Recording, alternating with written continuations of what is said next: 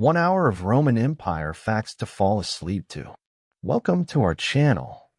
Before starting, please like and subscribe for more stories. The story of Rome's founding is a blend of myth, legend, and archaeological evidence. At its core lies the tale of Romulus and Remus, twin brothers whose dramatic lives symbolized Rome's origins and its enduring spirit of resilience and power. This legendary foundation date, traditionally set at 753 BCE, marked the birth of a city that would grow to become the heart of one of history's most powerful empires. According to Roman mythology, Romulus and Remus were the sons of Rhea Silvia, a Vestal virgin, and Mars, the god of war. Rhea Silvia was the daughter of Numitor, the rightful king of Alba Longa, a city said to have been founded by the descendants of Aeneas, the Trojan hero. However, Numitor's throne was usurped by his brother Amulius, who forced Rhea Silvia to take a vow of chastity as a Vestal virgin to prevent any heirs from threatening his rule. Despite this, Mars, enchanted by Rhea Silvia's beauty, visited her, and she gave birth to the twin boys. Amulius, fearing the twins as potential rivals, ordered them to be killed. In a cruel twist of fate, they were placed in a basket and cast into the Tiber River, left to the mercy of the elements. Yet destiny intervened. The basket washed ashore at the base of the Palatine Hill, where the twins were discovered by a she-wolf or lupa, who nursed them until they were found by a shepherd named Faustulus and his wife. The shepherds raised the boys as their own, unaware of their royal lineage. As they grew, Romulus and Remus displayed extraordinary strength and leadership qualities. They became leaders among the local shepherd communities, defending them against thieves and invaders. Eventually, the truth of their birth was revealed. United with their grandfather Numitor, the twins led a revolt against Amulius, overthrowing him and restoring Numitor to the throne of Alba Longa. With their family's honor restored, the brothers turned their attention to founding a new city near the site of their miraculous rescue by the Tiber. However, the founding of Rome was marred by a tragic and violent conflict. According to the legend, Romulus and Remus disagreed on which hill the new city should be built. Romulus favored the Palatine Hill, while Remus preferred the Aventine Hill. They decided to seek the will of the gods through augury, interpreting the flight of birds as divine signs. When Romulus claimed victory, the conflict escalated, and in a moment of fury, Romulus killed his brother. This fratricide became one of the defining elements of Rome's founding myth. While tragic, it also symbolized the city's future, a place where ambition, strength, and unity would prevail, even at great personal cost. Romulus became the first king of Rome, naming the city after himself and establishing its earliest institutions. Under Romulus, Rome was little more than a small settlement, surrounded by marshlands and hills. However, the fledgling city began to attract people from neighboring regions. Romulus opened Rome to outcasts, fugitives, and adventurers, creating a diverse population eager for opportunity. To ensure the survival of the city, Romulus addressed the lack of women among his settlers by orchestrating the infamous rape of the Sabine women. In this event, Roman men abducted women from the nearby Sabine tribe during a festival, forcing their integration into Roman society. Though initially leading to conflict, the Sabines eventually merged with the Romans, solidifying the city's strength in numbers. While the myth of Romulus and Remus is captivating, archaeological evidence suggests that the actual origins of Rome were more gradual and complex. By the 8th century BCE, small farming communities had already formed on the 7 hills that would later define the city. These settlements were likely inhabited by Latins, Etruscans, and other Italic tribes, who gradually came together to form a unified community. The strategic location of Rome, along the Tiber River and at the crossroads of important trade routes, made it a natural hub for commerce and interaction. The influence of the Etruscans, a powerful neighboring civilization, was particularly significant in shaping early Rome. The Etruscans were skilled builders and engineers, and they introduced key architectural innovations, such as the arch, which later became a hallmark of Roman construction. They also influenced Roman religion, politics, and social organization, leaving a lasting impact on the city's development. The early Roman kings, including Romulus and his successors, played a crucial role in laying the foundation for the city's later success. While Romulus is credited with establishing the Senate, a council of elders who advised the king, subsequent rulers expanded Rome's territory, built infrastructure, and codified laws. The monarchy lasted until 509 BCE, when the last king, Tarquinius Superbus, was overthrown, leading to the establishment of the Roman Republic. The story of Rome's founding, both the mythical and historical versions, reflects the values and ambitions that defined the city throughout its history. The tale of Romulus and Remus emphasizes the importance of destiny, strength, and sacrifice, while the archaeological record highlights Rome's pragmatic adaptability and strategic vision. Together, these narratives paint a picture of a city destined for greatness, born from a combination of myth, ingenuity, and determination. Even today, the legend of Romulus and Remus resonates as a symbol of Rome's enduring legacy. The image of the she-wolf nursing the twins remains one of the most iconic representations of Roman identity, appearing in sculptures, coins, and artworks throughout history. It serves as a reminder of the city's humble beginnings and its rise to become the center of an empire that would shape the course of Western civilization. The Roman Republic, established in 509 BCE, marked a pivotal moment in the history of Rome and the development of governance. After overthrowing the last king, Tarquinius Superbus, the Romans sought to create a political system that would prevent the concentration of power in the hands of a single ruler. This system of governance, known as the Republic, became one of Rome's most enduring legacies and influenced the development of democracies worldwide. The foundation of the Republic was driven by the idea of checks and balances, a structure designed to distribute power across various institutions and prevent any one individual or group from becoming too dominant. Instead of a monarchy, power was vested in elected officials and representative bodies. The Senate, an advisory council of aristocratic leaders, became the most influential institution in the Republic. Its members, drawn from Rome's elite families, known as patricians, wielded significant authority in shaping laws, foreign policy, and military decisions. At the heart of the Republic's executive branch were the two consuls, elected annually by the citizens. These consuls served as the chief executives and military commanders, sharing power to ensure that neither could act unilaterally. Each consul could veto the actions of the other, creating a built-in safeguard against abuses of power. This dual consul system was a revolutionary concept in governance, emphasizing the importance of accountability and collaboration. The Republic's political structure also included other magistrates, such as praetors, who oversaw judicial matters, and quaestors, who managed financial affairs. Over time, new offices were created to address specific needs, such as the censor, responsible for maintaining public morality and overseeing the census, and the dictator, an extraordinary position granted absolute power for a limited time during emergencies. The Roman Republic was not without its flaws, particularly in its social and political inequalities. The early republic was dominated by the patricians, the wealthy aristocratic class who monopolized key positions of power. In contrast, the plebeians or commoners had little influence over political decisions, despite making up the majority of the population. This imbalance led to significant tensions between the two classes, resulting in a series of social and political struggles known as the conflict of the orders. The plebeians demanded greater representation and rights, leading to incremental reforms over the course of centuries. One of the most significant milestones was the creation of the tribune of the plebs in the 5th century BCE. This office, reserved exclusively for plebeians, granted its holders the power to veto actions by magistrates and protect the interests of the common people. The establishment of the concilium plebis, or plebeian assembly, further enhanced the political voice of the plebeians, allowing them to pass laws and elect their own officials. The 12 Tables, Rome's first codified legal system, were another critical development in bridging the gap between patricians and plebeians. Drafted in 451 to 450 BCE, these laws were inscribed on bronze tablets and publicly displayed, ensuring that all citizens could access and understand them. The 12 Tables provided a foundation for Roman law and established principles of justice and equality that would influence legal systems for millennia. The Republic's political system was not just a mechanism for governance, but also a reflection of Roman values.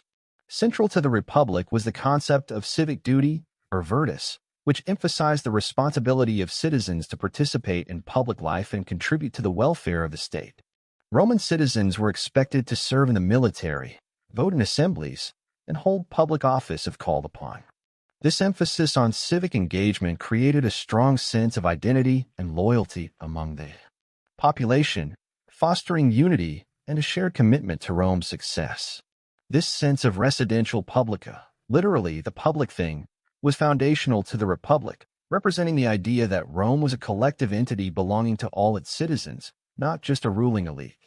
The Roman assemblies were another key feature of the Republic, providing citizens with a platform to participate in decision-making. The Comitia Centuriata, or Centuriate Assembly, was responsible for electing consuls and other magistrates, declaring war and passing laws. It was organized by wealth, with the wealthiest citizens wielding the most influence, reflecting the Republic's social hierarchies.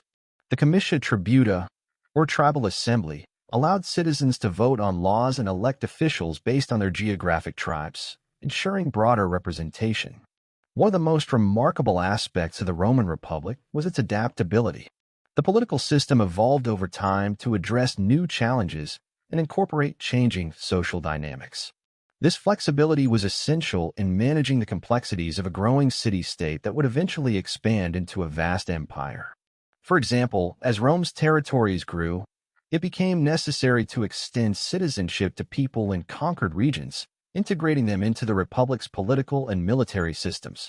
This inclusion fostered loyalty and stability, ensuring that Rome's expansion did not come at the expense of internal cohesion.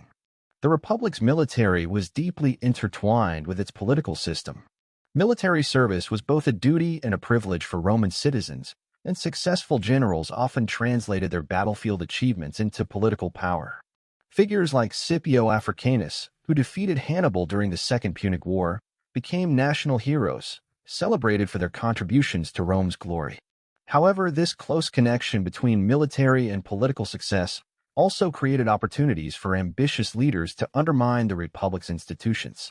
By the 2nd century BCE, the Republic faced significant internal and external challenges.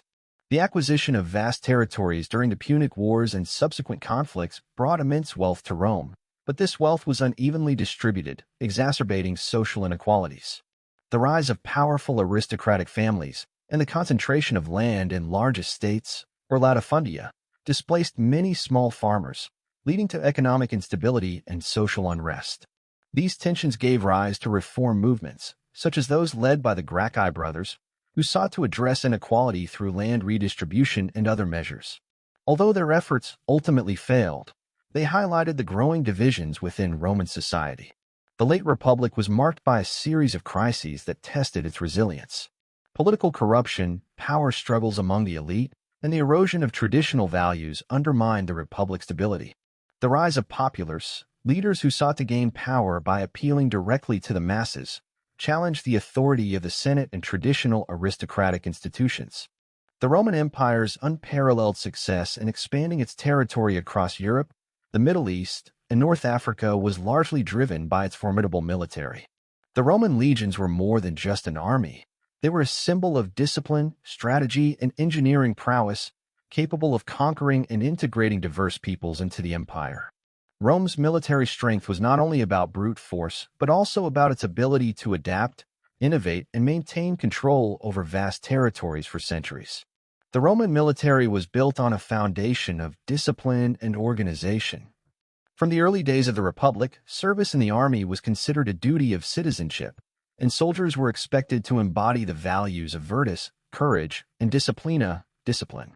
Early Roman armies were composed of citizen soldiers, landowners who were required to provide their own weapons and armor. This structure fostered a sense of loyalty and shared purpose among the soldiers, as they were defending their homeland and way of life. The military evolved over time to meet the needs of an expanding republic and later empire.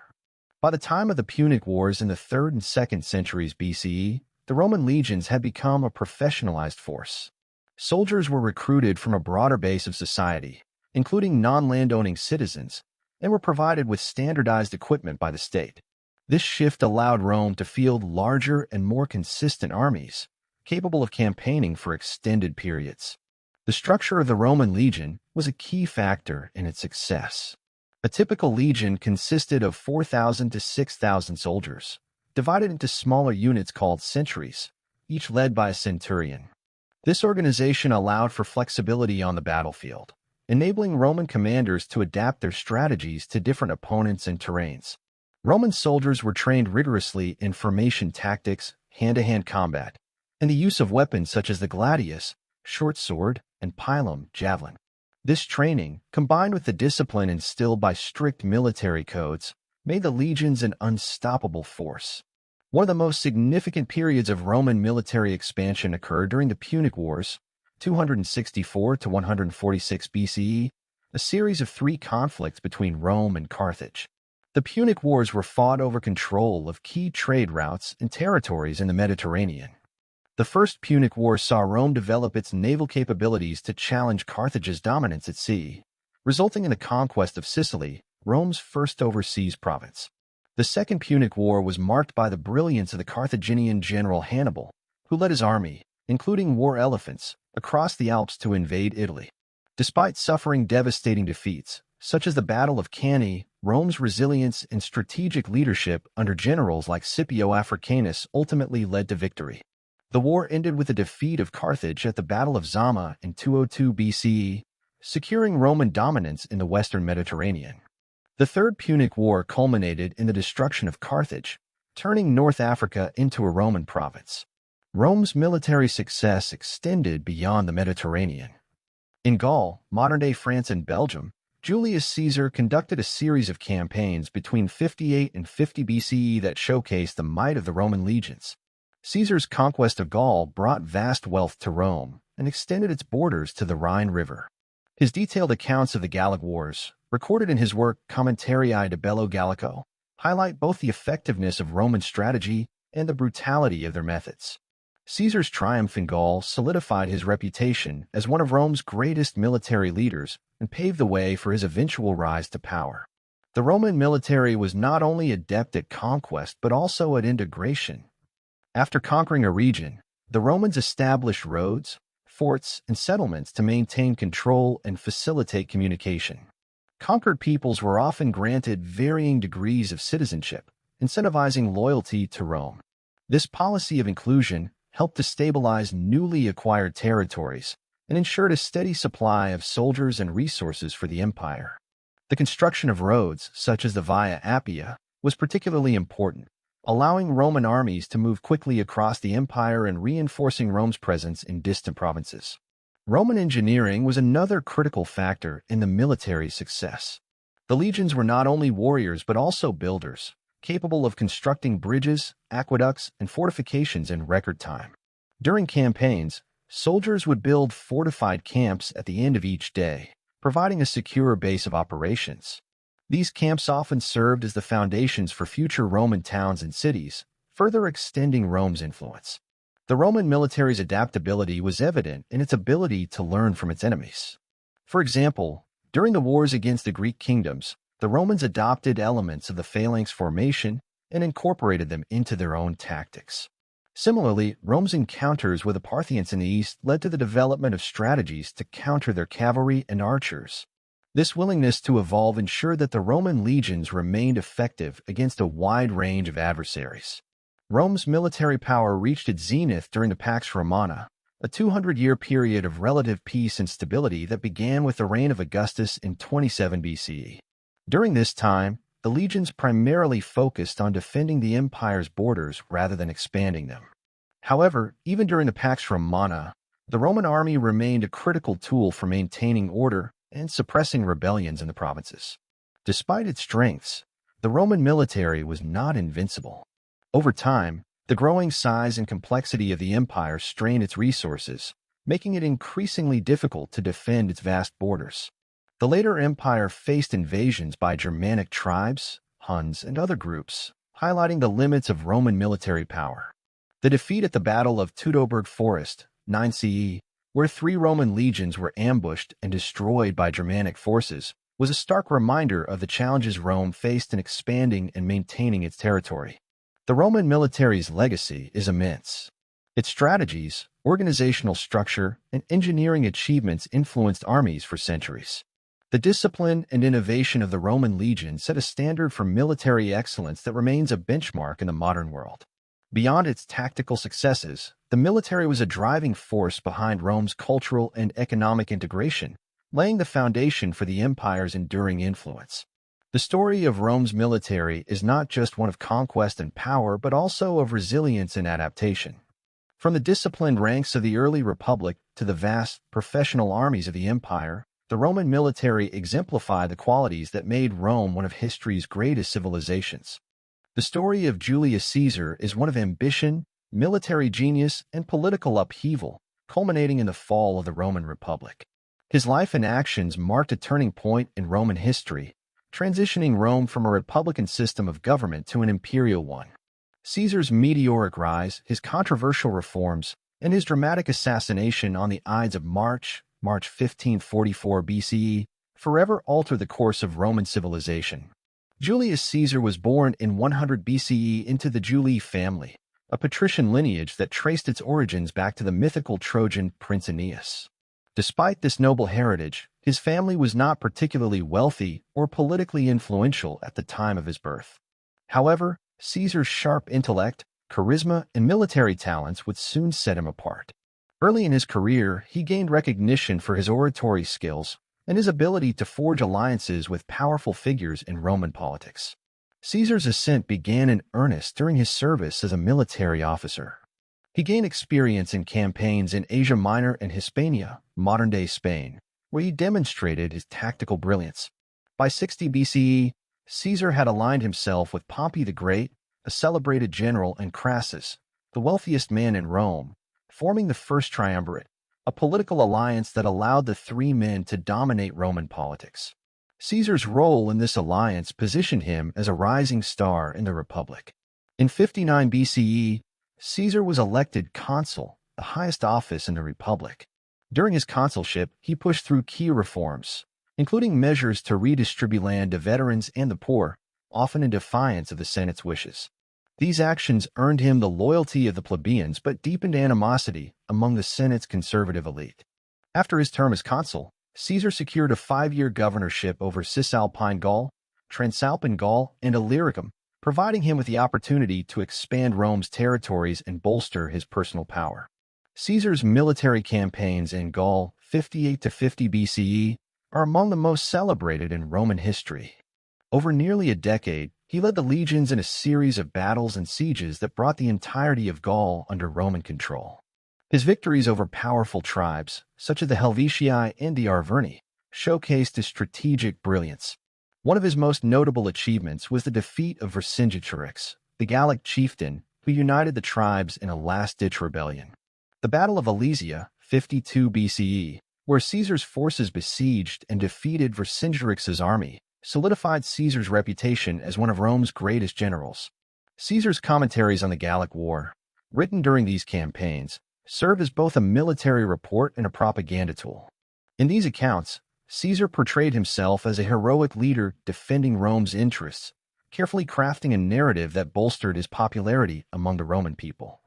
His conquests brought immense wealth to Rome and to himself, further enhancing his standing. However, Caesar's growing power alarmed many in the Senate, particularly his former ally Pompey. The alliance of the First Triumvirate had already begun to crumble following the death of Crassus in 53 BCE. Without Crassus to mediate, tensions between Caesar and Pompey escalated. The Senate, siding with Pompey, ordered Caesar to disband his army and return to Rome as a private citizen. Defying this order, Caesar made a fateful decision. In 49 BCE, he crossed the Rubicon River with his army, an act of rebellion against the Senate. This declaration of war is famously associated with Caesar's phrase, Alia iacta est, the die is cast. The subsequent Roman Civil War, 49 to 45 BCE, pitted Caesar's forces against those loyal to Pompey and the Senate. Caesar's military genius quickly became apparent as he won decisive victories, including the Battle of Pharsalus, 48 BCE, where his smaller army defeated Pompey's much larger force. Pompey fled to Egypt, where he was assassinated on orders of the Egyptian pharaoh Ptolemy XIII. Caesar, arriving in Egypt shortly afterward, became entangled in a political dispute between Ptolemy and his sister Cleopatra VII. Caesar's support for Cleopatra not only solidified her rule, but also began a legendary romance between the two. With Pompey dead, Caesar returned to Rome as the undisputed master of the Republic. However, he faced the daunting task of rebuilding a fractured state. As dictator, Caesar implemented a series of ambitious reforms aimed at stabilizing Rome and addressing long-standing social and economic issues. He expanded the Senate, granting membership to representatives from the provinces, restructured debts, and initiated public works projects to provide employment. He also reformed the calendar, introducing the Julian calendar, which became the basis for the modern calendar used today. Despite these achievements, Caesar's concentration of power alienated many in the Senate. His appointment as dictator for life in 44 BCE marked a departure from traditional republican values, which prized the distribution of power and the rule of law. To many senators, Caesar's actions resembled those of a king, a title Romans despised since the expulsion of their last monarch. The fear that Caesar intended to crown himself emperor fueled a conspiracy among senators, led by Brutus and Cassius, both of whom had once been close to him. On the Ides of March 1544 BCE, Caesar was assassinated during a Senate meeting. The conspirators, numbering over 60, stabbed him multiple times, believing they were saving the Republic. According to legend, Caesar's last words were "Et tu, Brute?" "You too, Brutus," a phrase that symbolizes betrayal to this day. However, the assassination did not restore the Republic as the conspirators had hoped. Instead, it plunged Rome into another series of civil wars, leading to the rise of Caesar's heir, Octavian, later Augustus, and the establishment of the Roman Empire. The fall of the Republic was not solely due to Caesar's actions. It was a culmination of decades of political corruption, social inequality, and power struggles. Caesar's rise and assassination highlight the fragility of the Republic's institutions and the dangers of unchecked ambition. His legacy, however, is profound. Julius Caesar remains one of the most iconic figures in history, remembered for his military brilliance, political reforms, and pivotal role in the transformation of Rome. The Roman Empire officially began in 27 BCE when Octavian, later known as Augustus, was granted the title of Princeps and became the first emperor of Rome. This marked the end of the Republic and the beginning of the imperial era, which would last for nearly 500 years. Augustus laid the foundation for one of Rome's most remarkable periods, the Pax Romana Roman peace, a 200-year era of relative stability, prosperity, and cultural flourishing that stretched from 27 BCE to around 180 CE. The Pax Romana was not just an era of peace. It was also a time of immense expansion and consolidation. Augustus reorganized the military, establishing a standing professional army of approximately 300,000 soldiers, stationed in provinces along the empire's frontiers. These soldiers not only defended the borders, but also maintained order within the provinces, ensuring that rebellion and unrest were swiftly suppressed. The empire expanded to include regions such as Egypt, parts of the Middle East, and Central Europe, with the Rhine and Danube rivers marking key boundaries in the north. To govern such a vast empire, Augustus implemented sweeping administrative reforms. He appointed provincial governors who reported directly to him, ensuring that the provinces remained loyal and well-managed. Tax collection was restructured to reduce corruption, and public works projects were initiated to enhance infrastructure, including roads, bridges, aqueducts, and ports. The famous Roman road network, covering more than 250,000 miles, became the arteries of the empire, facilitating trade, communication, and military movement. Culturally, the Pax Romana was a golden age for Rome. Augustus patronized the arts, leading to a flourishing of literature, architecture, and sculpture. Writers such as Virgil, Horace, and Ovid produced works that celebrated Rome's greatness and reinforced its cultural identity. Virgil's epic poem, the Aeneid, for instance, linked Rome's origins to the heroic traditions of Troy, giving the empire a mythological foundation that underscored its destiny to rule. Architecture also reached new heights during the Pax Romana. Structures like the Arapaces, Altar of Peace, the Pantheon, and the Forum of Augustus symbolized the power and stability of the empire.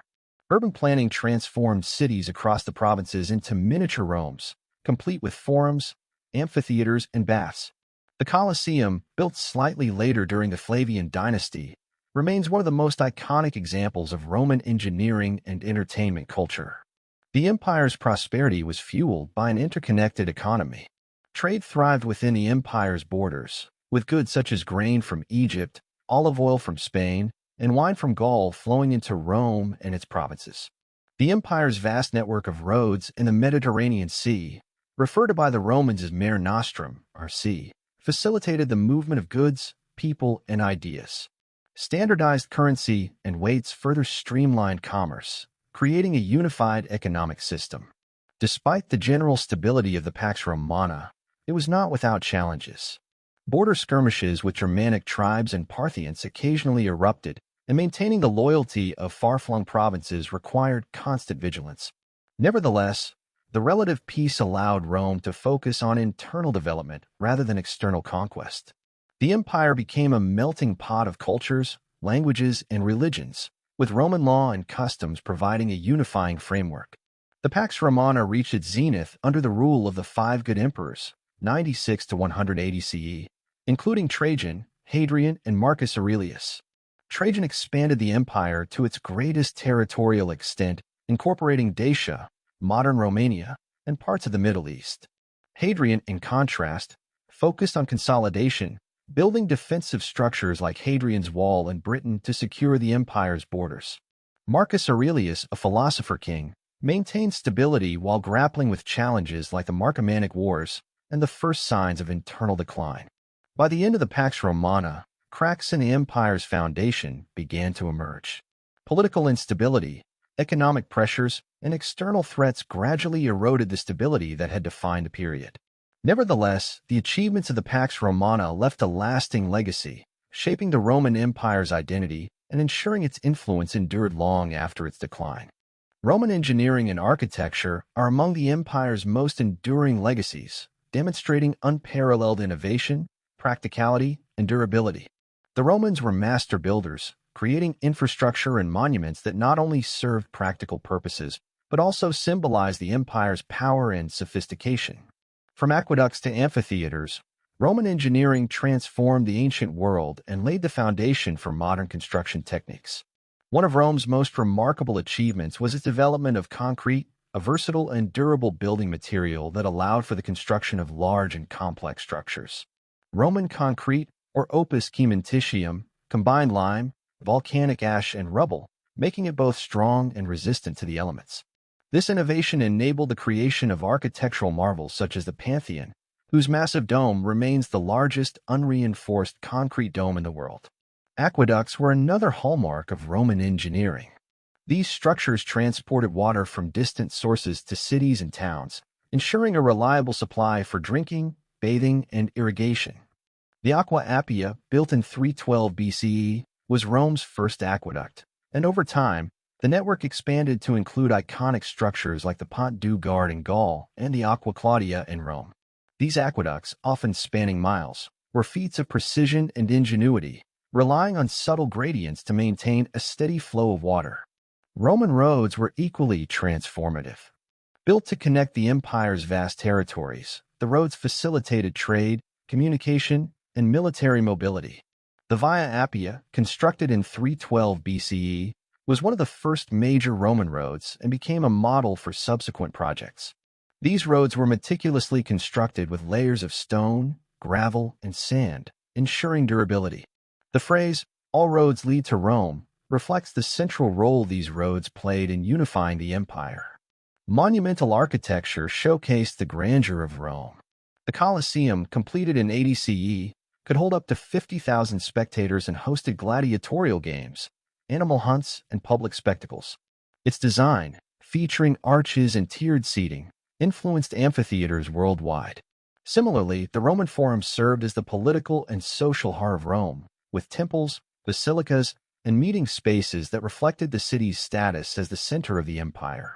Romans also excelled in urban planning. Cities were carefully organized with a grid layout, including public spaces such as forums, baths, and theaters. The public baths, or thermae, were centers of social life, offering not just bathing facilities but also gyms, libraries, and gardens. Structures like the Baths of Caracalla exemplify the scale and luxury of these complexes. Defensive architecture was another area of expertise.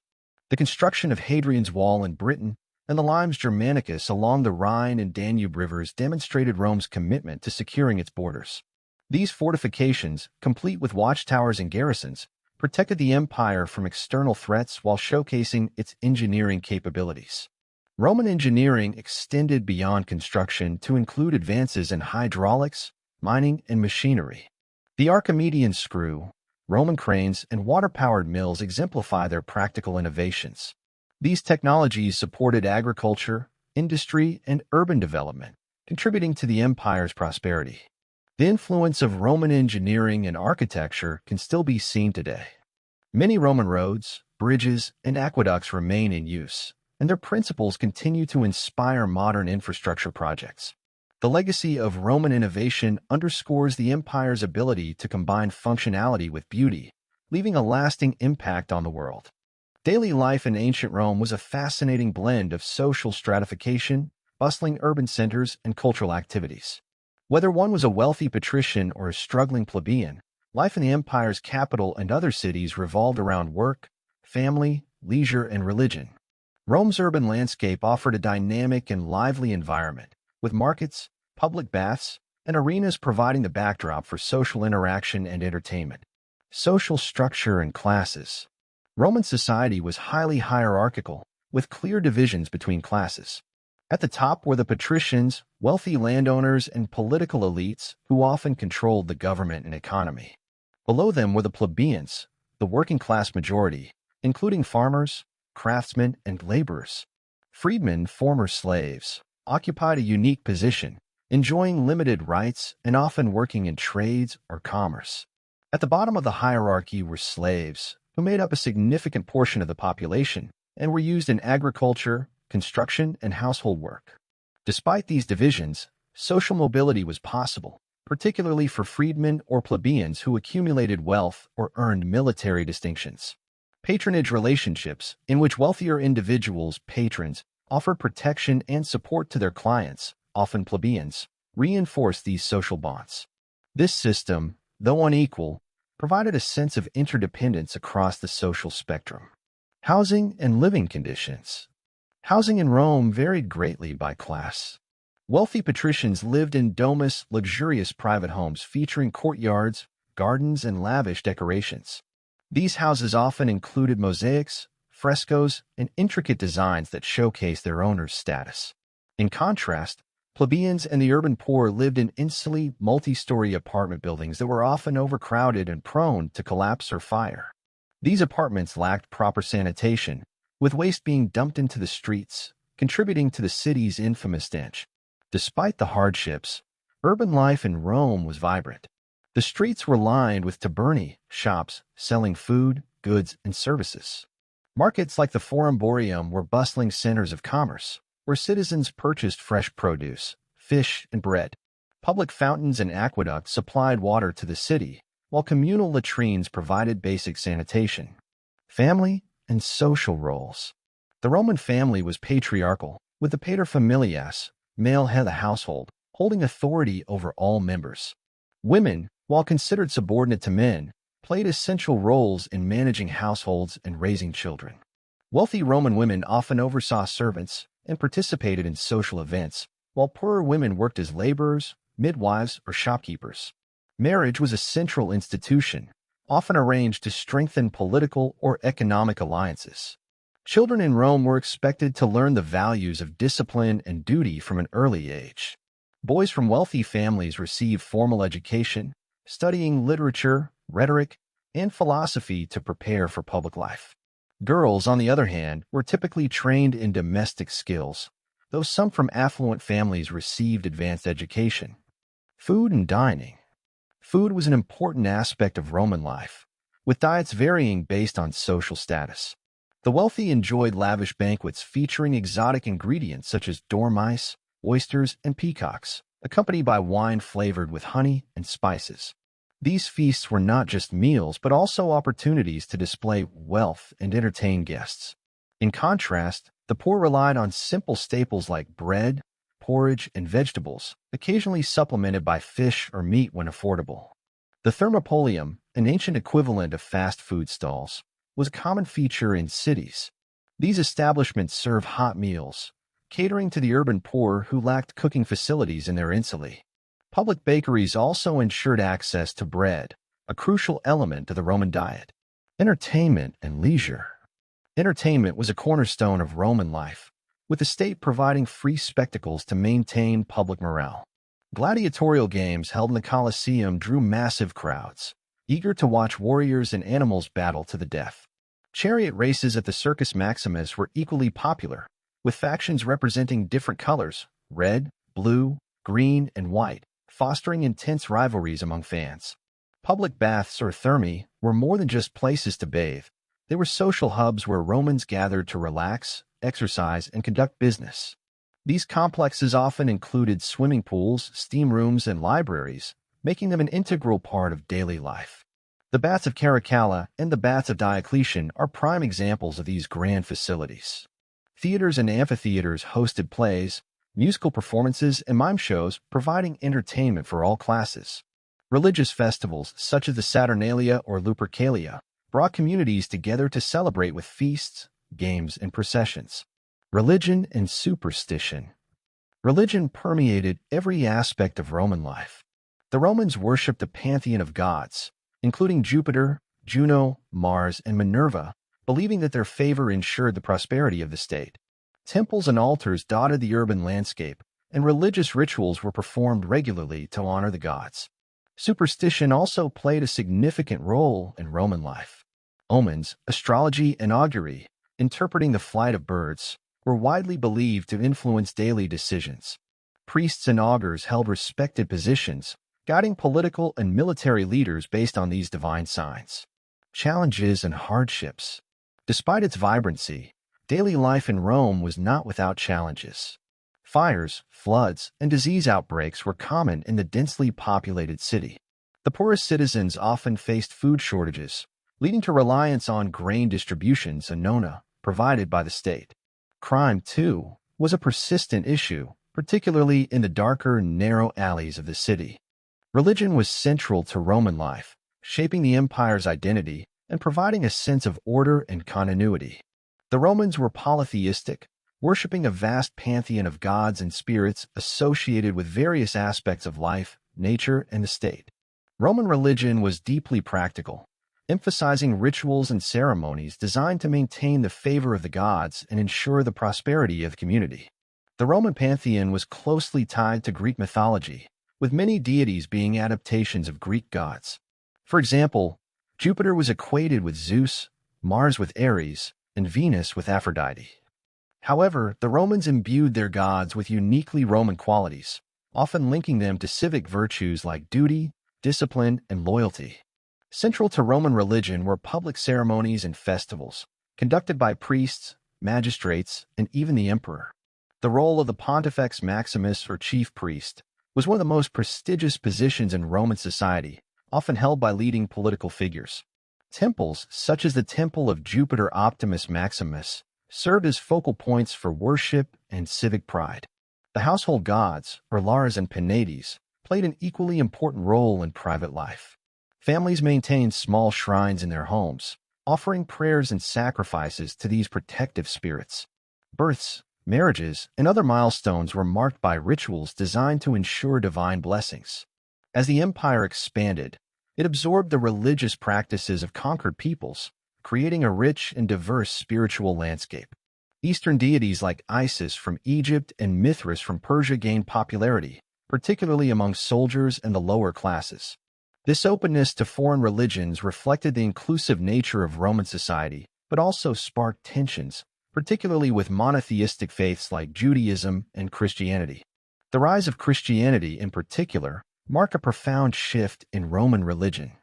Initially persecuted for their refusal to worship Roman gods, Christians gained acceptance under Emperor Constantine, who issued the Edict of Milan in 313 CE, granting religious tolerance. By the end of the 4th century, Christianity had become the empire's official religion, transforming Rome's spiritual identity. The decline and eventual fall of the Western Roman Empire in 476 CE marked the end of an era and the beginning of a new chapter in European history.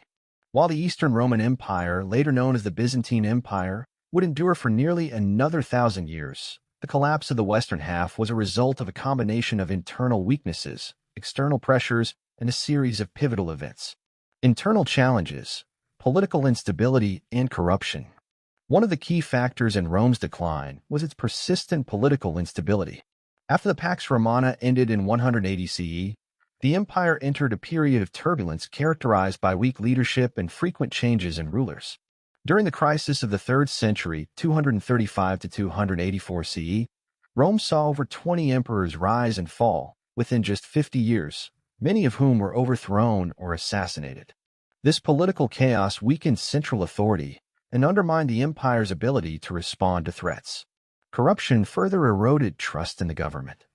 Provincial governors and officials often exploited their positions for personal gain, while the tax system became increasingly oppressive.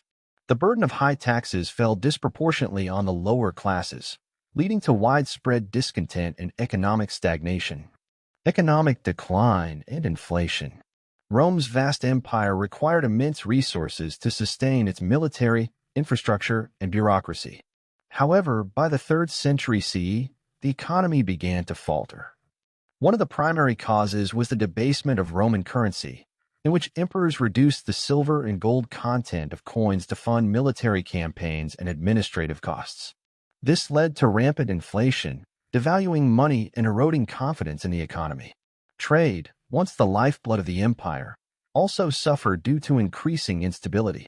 Pirates and bandits disrupted trade routes, while Rome's reliance on slave labor hindered technological innovation and economic diversification. Agricultural production declined, particularly in regions devastated by warfare or overexploitation, leading to food shortages and population decline. Military challenges, barbarian invasions, and overextension. The Roman military, once the backbone of the empire, faced numerous challenges during its decline. Overextension was a major issue, as Rome struggled to defend its vast borders from increasingly frequent incursions by Germanic tribes, Huns, and other groups. Maintaining such a large standing army strained the empire's finances and often required the recruitment of mercenaries who lacked the loyalty and discipline of traditional Roman soldiers.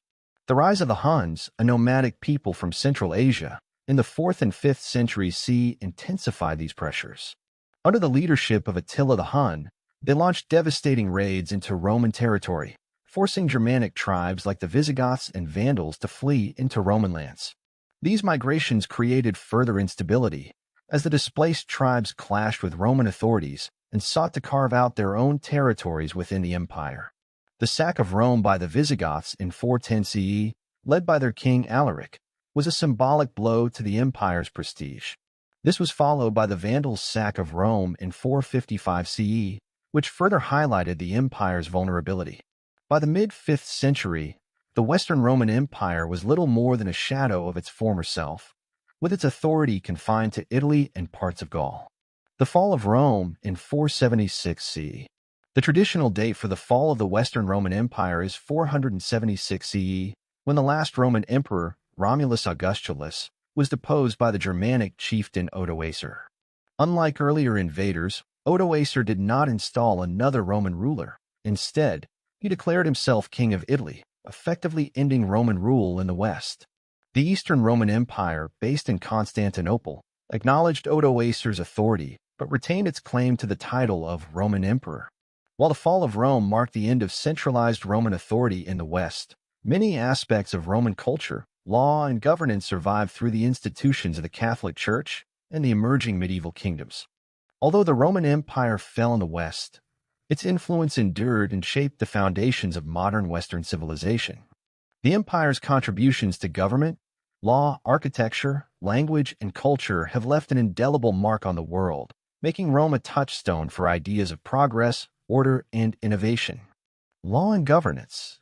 Roman legal principles are among the empire's most enduring legacies. The 12 tables established during the Republic and later legal codifications like the Corpus Juris Civilis, body of civil law, under Emperor Justinian in the Eastern Roman Empire, provided a foundation for many modern legal systems.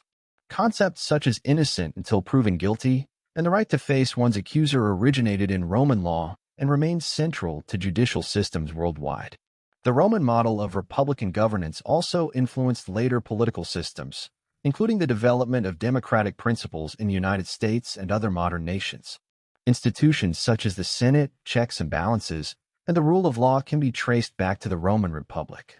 Language and literature. The Latin language, Rome's lingua franca, evolved into the Romance languages, including Italian, French, Spanish, Portuguese, and Romanian.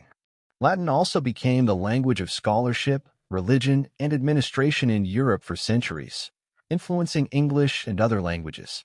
Works by Roman authors like Virgil, Cicero, and Ovid continue to be studied for their literary and rhetorical brilliance. Architecture and engineering. Roman architectural and engineering innovations, such as the use of arches, aqueducts, and concrete, revolutionized construction and continue to inspire modern architecture. Iconic structures like the Pantheon, Colosseum, and Roman roads demonstrate the durability and ingenuity of Roman design. These innovations influenced Renaissance and neoclassical architecture and remain benchmarks of engineering excellence. Religion and philosophy. The Roman Empire played a central role in the spread of Christianity, which emerged in the eastern provinces during the 1st century CE.